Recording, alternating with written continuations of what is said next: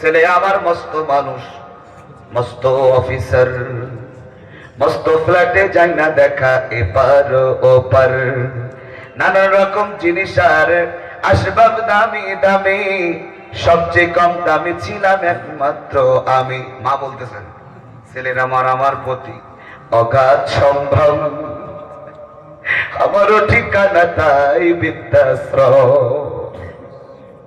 যে সন্তানকে 10 মাস ধরে পেটে ধরলেন মা, আজকে সন্তানের সব আছে, শুধু মাকে থাকতে দেওয়ার একটা জায়গা নাই। ওই স্বার্থ ছাড়া বন্ধু বান্ধব কাছে আসে না, বিনা স্বার্থে দুনিয়ার কেউ ভালোবাসে না। স্বার্থ ছাড়া ভালো বাসে শুধু আমার মা, স্বার্থ ছাড়া ভালো বাসে শুধু আমার মা। সকল ধর্মের ভাইদেরকে বলতেছে আমার কথাগুলো শোনান। কাদায়ার খড় কোটা দিয়ে মাটির মূর্তি গড়ে, লক্ষ টাকা দাবি করে মূর্তির কারিগরে, ঠিক না মানে?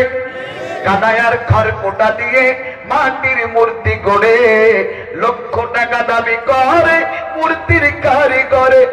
মায়া আমার সুন্দর দেহ গড়ে দিয়া মূল্য চাইল না, ও মায়া আমার সুন্দর দেহ গড়ে দিয়া মূল্য চাইল না।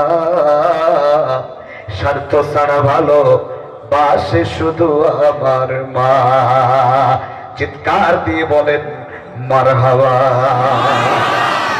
কষ্ট পেলেন ভাই?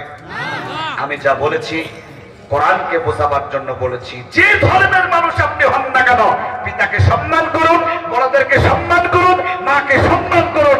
দুনিয়াতে সম্মান পাবেন, ঈমান থাকলে আখিরাতে সম্মানিত হবেন।